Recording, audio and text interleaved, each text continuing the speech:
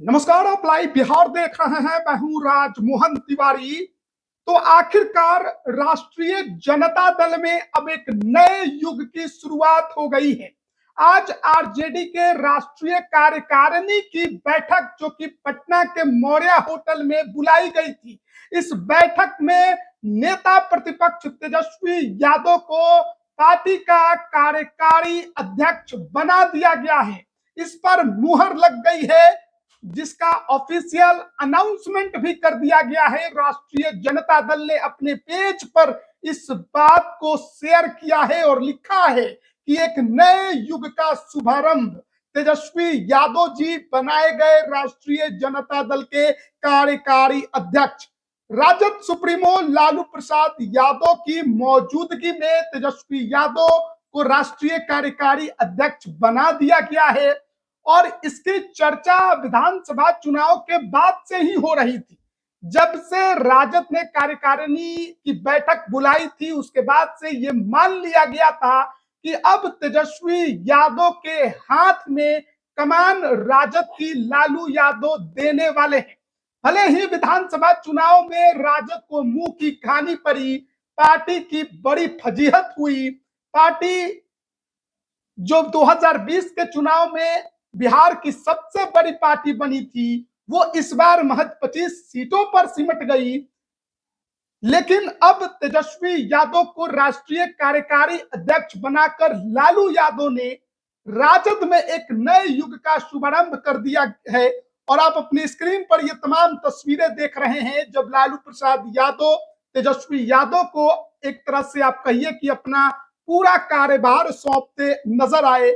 और जब भोला यादव ने तेजस्वी यादव को पार्टी का कार्यकारी अध्यक्ष बनाने का प्रस्ताव रखा, तो पार्टी के जितने भी नेता थे जो उस बैठक में शामिल थे, उनसे पूछा गया, सभी ने अपने दोनों हाथ खड़े कर कर सहमति दी और इस बैठक में तेजस्वी यादव पार्टी के राष्ट्रीय कार्यकारी अध्यक्ष बने।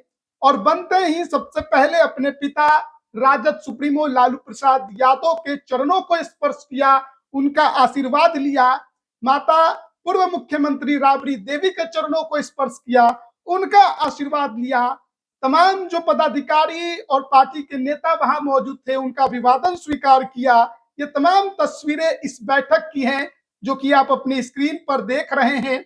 और इस बैठक में पार्टी के जितने भी पदाधिकारी हैं, 200 से अधिक डेलीगेट शामिल हुए, 27 राज्यों के प्रदेश अध्यक्ष शामिल हुए, राज्यसभा और लोकसभा के सांसद शामिल हुए, पूर्व विधायक शामिल हुए, वर्तमान विधायक और वर्तमान विधान पार्षद शामिल हुए।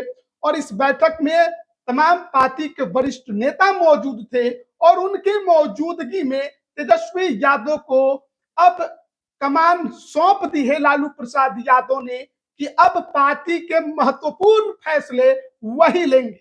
हालांकि ये एक तरह से कहिए कि औपचारिक घोषणा थी, इसके पहले भी तेजस्वी यादव ही फैसले ले रहे थे, लेकिन अंत में हस्ताक्षर लालू यादव का होता था।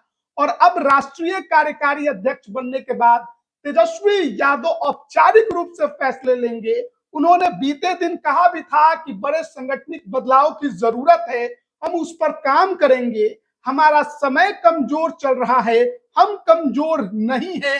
उन्होंने विधानसभा चुनाव में बड़ी हार की वजहों के बारे में भी कहा कि लोक हार गया, तंत्र जीत गया, और लगातार यही बातें कहते वो सुनाई दे रहे हैं।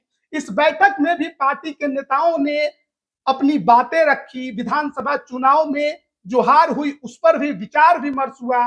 पार्टी के अंदर जिन लोगों ने गद्दारी की, धोखा दिया, उन पर भी कार्रवाई की बात सामने आई है। लेकिन देखना होगा कि अब तेजस्वी के हाथ में कमान आने के बाद, राजद में एक नए युग के शुभारंभ के बाद आखिरकार पार्टी क्या बदलाव करती है, किस तरीके से पार्टी का भविष्य बनता है, तेजस्वी यादव पार्टी को कैसे चलाते हैं और पार्टी के बड़े नेताओं का कितना सहयोग उसमें उनको मिलता है। इस बैठक में संजय यादव की भी मौजूदगी रही, मीसा भारती की भी मौजूदगी रही। चुनाव के बाद से ही संजय यादव पर लगातार सवाल उठ रहे हैं। कई वर्तमान विधायकों ने पार्टी नेतृत्व पर सवाल उठाए हैं, टिकट बंटवारे को लेकर बातें कही है, लेकिन ये सब अब पीछे है। अब तेजस्वी यादव को, राजद को आगे बढ़ाना है। तेजस्वी यादव को सरकार के खिलाफ अब खुलकर बोलना है। नेता प्रतिपक्ष भी हैं और राजद जैसी एक बड़ी पार्टी के अब कर्ता धर्ता भी बन गए हैं। तो देखना होगा कि किस तरीके से बिहार में वो राजद को मजबूत करते हैं।